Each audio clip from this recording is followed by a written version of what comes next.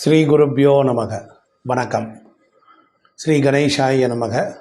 கன்னியா ராசிக்கு வாழ்க்கையில் இந்த கோயிலுக்கு போனால் ஜெயிக்கலாம் அப்படிங்கிற ஒரு தலைப்பில் நல்ல விஷயங்களை ஒரு தொலைநோக்கு பார்வையோடு ஆராய்ந்து உங்களுக்கு சொல்ல இந்த வீடியோவில் சொல்கிறேன். கன்னிராசி அன்பர்கள் புதனினுடைய அறிவை பெற்றவர்கள், சூரியனுடைய ஆற்றலை பெற்றவர்கள், சந்திரனை போன்ற குளுமை உள்ளவர்கள், செவ்வாயை போன்ற வீரமும் உள்ளவர்கள். பொதுவாக கன்னிராசிக்காரர்கள் வாழ்க்கையில் மேலே வருவதற்கு அவர்களுக்கு எது தடையாக இருக்கிறது, எதை பிடித்தால் அவர்கள் மேலே வரலாம்? இப்போ சனி பகவான் இருக்கிறார், சூரிய பகவான் இருக்கிறார், சந்திரன், செவ்வாய், ராகு, கேது, புதன், இப்படி 9 கிரகங்களில் எந்தெந்த கிரகங்கள் நம்முடைய வாழ்க்கைக்கு எதை தருகின்றன என்பதை பற்றியெல்லாம் ரொம்ப தெளிவாக விரிவாக பார்க்க இருக்கிறோம். எந்த இடத்திற்கு சென்றால் பல பல பிறவிகளில் நாம் செய்த புண்ணியங்கள் எல்லாம் தெய்வங்களாகி நாம் அங்கு சென்ற மாத்திரத்தில் அந்த இடத்தில் நாம் நன்மைகளை பெற முடிகிறது என்கிற விஷயத்தை பல குருமார்கள் அருளி தந்த ஒரு தமிழகம் முழுவதும் ஒரு சர்வே பண்ணியிருக்கிறார்கள். நவக்கிரகங்கள் நமக்கு எதையெல்லாம் தருகின்றன, எதையெல்லாம் தர மறுக்கின்றன, கொடுப்பினையை அனுபவிக்க முடியுமா முடியாதா, வாழ்க்கையில் உயர வேண்டுவதற்கும் வாழ்வில் உயர்ந்த நிலையிலே இருந்து அதை தக்க வைத்து கொள்வதற்கும் உரிய வழிமுறைகளை சொல்வதுதான் இந்த வீடியோ. முதலில் கன்னியா ராசிக்காரர்களுடைய வாழ்க்கையில் இது எல்லாம் நடக்கும். இந்த ராசி இந்த ராசியினுடைய மகத்துவத்தை முதலில் தெரிந்து கொண்டு பிறகு அதுக்குள்ளே போவோம். கன்னிராசிக்காரர்களுக்கு காலச்சக்கரத்துக்கு அது 6வது வீடு. அதனால் அது வம்பு வழக்குகள், ஒரு கஷ்டம், ஒரு கடன், ஒரு நோய், எதிரியை குறிப்பது கன்னி.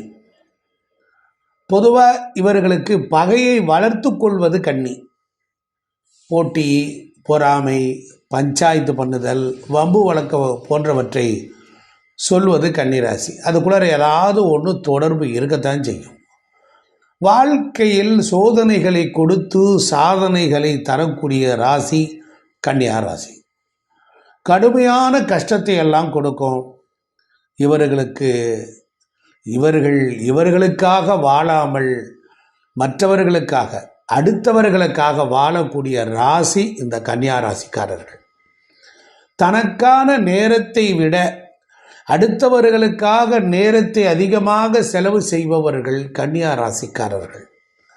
இவர்களுடைய வருமானம் அடுத்தவருக்கு உதவும் வகையில் தான் இருக்கும்.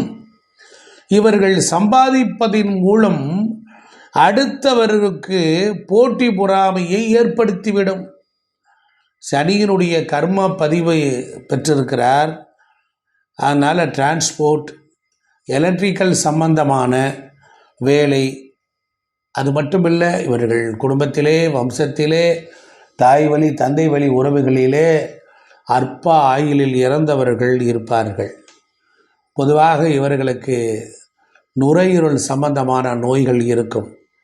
அதனால் இவர்கள் பொறுத்தளவிலே வெள்ளருக்கு, நெல்லி மரம், மருதாணி, அதுபோல் நாய் வளர்த்தல், முயல் பண்ணை வைத்தல், கிராம போன்கள், இப்படியே இவர்களுடைய வைப்ரேஷன் சொல்லிக்கிட்டே போகலாம். இப்போ நான் என்ன சொல்ல போகிறோம் அப்படின்னா, இதெல்லாம் கேட்டு நாங்கள் எதுக்கு ஆக போகிறோம்? இதிலிருந்து எங்களுக்கு விடுபடுவதற்கு என்னமோ சொன்னீங்களே, இப்படியே சொல்லிக்கிட்டு இருக்கீங்க, கரெக்டாக மேலே வர்றதுக்கு ஏதாவது வழி சொல்லுங்கள் அப்படின்னா, முதல்ல சூரியனே எடுத்துக்குவோம். உங்கள் வாழ்க்கையில் உங்கள் அப்பா அரசாங்கம், அரசியல், இது சம்பந்தமான தொடர்புகளில் உங்களுக்கு ஒரு வெற்றி கிடைக்கல அப்படின்னா நீங்கள் என்ன செய்யணும் அப்படின்னு கேட்டால், நீங்கள் சங்கரன் கோவில், அந்த கோயிலுக்கு போனீங்கன்னா உண்டு.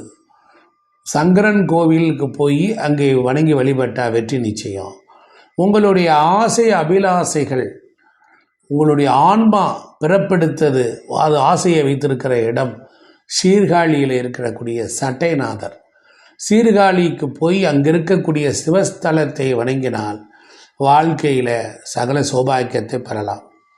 அதே போல் உங்களுடைய வாழ்க்கையில் அரசியல் அமைப்புகளில் வெற்றி பெற வேண்டுமானால் சிதம்பரத்திலே இருக்கக்கூடிய தில்லை நடராஜரையும் சிவகாமி தாயாரையும் வணங்கினால் ரொம்ப சிறப்பை பெறலாம்.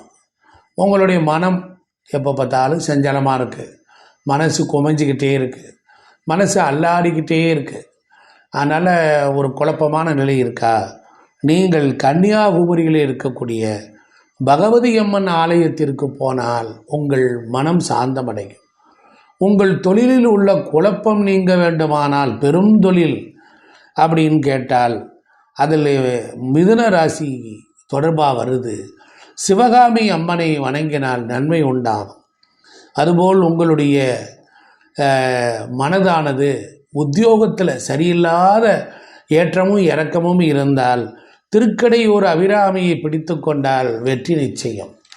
உங்களுடைய வாழ்க்கையில் பூமி, நிலம், வீடு, சொத்து, சுகம், சகோதரர்கள் வகைகளில் பல பிரச்சனைகள் இருந்தால் நல்ல கவனிக்கணும். வார்த்தைகளை அழுத்தம் திருத்தமாக தருகிறேன்.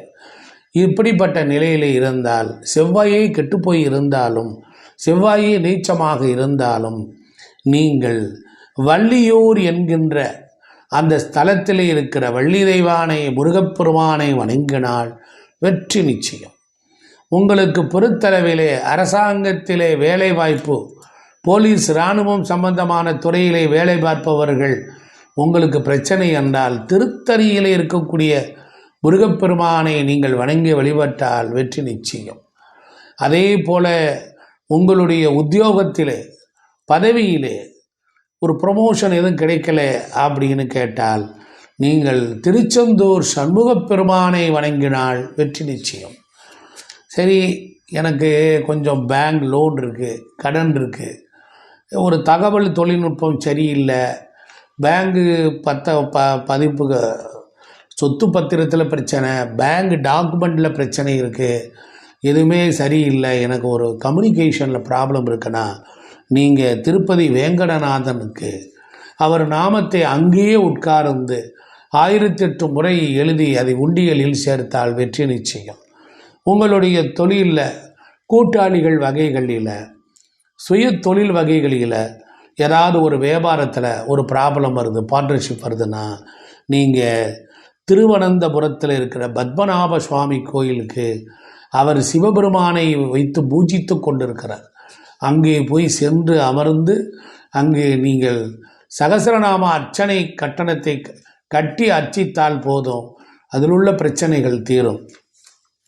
அதே போல் உங்களுடைய வாழ்க்கையில் உங்களுக்கு பெரும் பணம், மதிப்பு, மரியாதை, அந்தஸ்து இவைகள்லாம் கிடைக்கணும் அப்படின்னா, குழந்தைகளுடைய வளர்ச்சி வேண்டுமானால் நீங்கள் என்ன பண்ணணும்னா, சங்கரன் கோவில் இருக்கக்கூடிய தட்சிணாமூர்த்தியை வணங்கினால் உங்களுக்கு குருவினால் வரக்கூடிய துன்பம் நீங்கும். அதே போல் உங்கள் குழந்தைகள், அந்த குழந்தைகளுடைய திருமணம் சரியில்லாமல் நடக்காமல் இருந்தால் திருச்செந்தூர் கோயிலில் இருக்கக்கூடிய தட்சிணாமூர்த்தியை நீங்கள் வழிபட்டால் அவர்களுக்கு திருமண பாக்கியங்கள் எல்லாம் கைகூடும். உங்கள் குழந்தைகள் அவர்களுக்கு அரசாங்க வேலை கிடைக்க வேண்டுமானால் மதுரையில் மீனாட்சி தாயார் சன்னதியில் இருக்கக்கூடிய தட்சிணாமூர்த்திக்கு வியாழக்கிழமை தோறும் அபிஷேகம் ஆராதனை செய்து மஞ்சள் பட்டு சாத்தி வழிபட்டால் ரொம்ப சிறப்பாக இருக்கும், அரசாங்க வேலை கிடைக்கும். உங்கள் பிள்ளைகளுக்கு ஒரு உத்தியோகத்தில் சின்ன சின்ன ப்ரைவேட்டில் உத்தியோகத்தில் இருக்கக்கூடிய பிரச்சனையை தீர்க்கணும்னால் நீங்கள் என்ன பண்ணணும் அப்படின்னு கேட்டிங்கன்னா, அந்த உத்தியோகத்திற்கு நாளை வரக்கூடியதை அந்த திருச்செந்தூரில் இருக்கக்கூடிய தட்சிணாமூர்த்தி உதவி செய்வார். உங்கள் பிள்ளைகள் அடுத்த கட்டத்தை நோக்கி வெற்றி பாதையில் போக வேண்டும். அவர்கள் சுயமுயற்சியில் தடங்கள் ஏற்படுது, அவர்களுடைய வெற்றிகள் தடங்கள் படுது அப்படின்னா ராமேஸ்வரத்தில் இருக்கக்கூடிய தட்சிணாமூர்த்தி, இதையெல்லாம் நான் கன்னியா ராசிக்காரர்களுக்கு சொல்கிறேன், அவர்கள் குடும்பத்தில் உள்ளவர்களுக்கு சொல்கிறேன். கன்னியா ராசிக்காரர்களுக்கு அவர்களுடைய தாயார் பொறுத்தளவில் உடல் நலக்குறைவு இருந்தால் ஆலங்குடியில் இருக்கிற தட்சிணாமூர்த்தியை வணங்கினால் வெற்றி உண்டாகும். சரி, உங்களுக்கு திருமணம் ஆகலை, கன்னியா ராசி திருமணம் ஆகலை, திருமண தடை, திருமணமாகி கல்யாணமாகி கணவன் மனைவிக்குள்ளற சின்ன சின்ன பிரச்சனைகள், நிம்மதியே இல்லை, பிரிந்து வாழ்கிறோம், இல்லை நான் ஒரு பக்கம் இருக்கிறேன், அவள் ஒரு பக்கம் இருக்கிறா அப்படிங்கிற ஒரு மனவேதனை இருந்தால் நீங்கள் என்ன செய்யலாம் என்று கேட்டால், ஒப்புளியப்பன் கோவிலில் இருக்கிற பூமி நாச்சியாரை வணங்க வேண்டும். அதுபோல் உங்கள் மனைவியில் உள்ள பிரச்சனையை தீர்க்கிறதுக்கு திருக்கட்சியில் இருக்கக்கூடிய அத்திகிரி பெருந்தேவி தாயாரை வணங்க வேண்டும். திருக்கட்சி என்கிற ஊரில் உள்ள அத்திகிரி பெருந்தேவி தாயாரை வணங்கினால் கண்டிப்பாக உங்கள் பிரச்சனைகள் சால்வ் ஆகும்.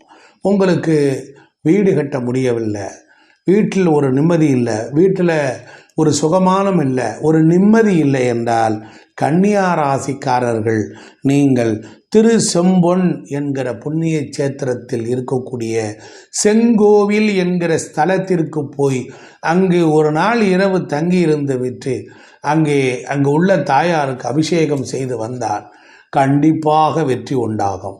அதே போல உங்களுக்கு தொழில், கன்னியா ராசிக்காரர்கள் தொழில் பேசி சம்பாதிக்கக்கூடியவர்கள், பேச்சால் பேசி சம்பாதிக்கக்கூடியவர்கள், அந்த தொழில் செய்கிறவர்களுக்கு நீங்கள் திருநள்ளாறில் இருக்கக்கூடிய தர்பாரணீஸ்வரரை வணங்கினால் நன்மை.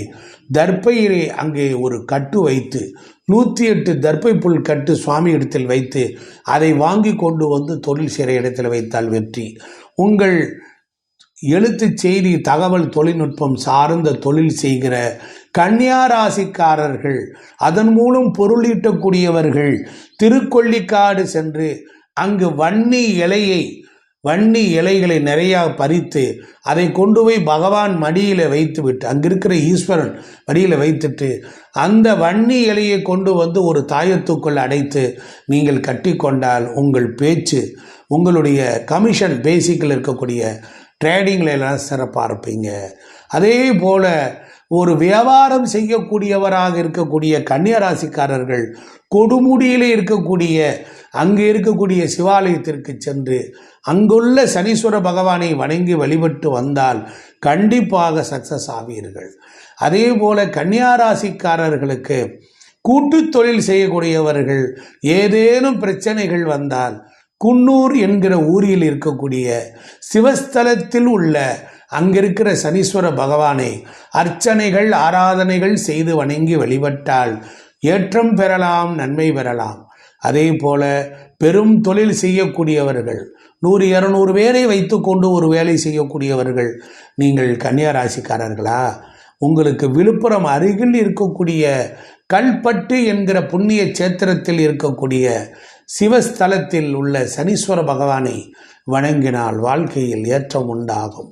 இதே போல உங்கள் வாழ்க்கையில் பெரும் கடன்கள் ஏற்பட்டு விட்டதா? அசிங்கம் அவமானம் அடைந்து விட்டீர்களா?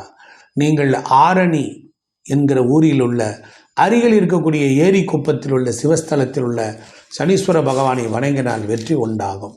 உங்கள் ஆசைகள் நிறைவேறவில்லையா? நீங்கள் புன்னைநல்லூர் மாரியம்மன் கோவிலில் நீங்கள் வெள்ளிக்கிழமை தோறும் தங்கி இருக்கலாம், புதன்கிழமை தோறும் தங்கி இருந்து அபிஷேக ஆராதனை செய்தால் வெற்றி உண்டாகும். வாழ்க்கையில் எதை தொட்டாலும் தடங்கல்கள், தடை, தாமதம், எதுவுமே முயற்சி ஆகலை, வறுமையாக இருக்கிறேன், மன சஞ்சலத்தோடு இருக்கிறேன், பரதேசியை போல் இருக்கிறேன் என்று நொந்து போனவரா? நீங்கள் திருக்கருகாவூரில் இருக்கக்கூடிய கற்பக விநாயகருக்கு 16 அபிஷேக ஆராதனைகள் செய்து அவரிடத்தில் சாத்திய அருகம்புள்ளையும் ஒரு தர்பை கட்டும் வைத்து வணங்கிவிட்டு அதை கொண்டு வந்தால் வாழ்வில் வெற்றி நிச்சயம். நேயர்களே, இந்த வீடியோ பிடிச்சிருந்தால் லைக் பண்ணுங்கள், சப்ஸ்கிரைப் பண்ணுங்கள். நன்றி, வணக்கம்.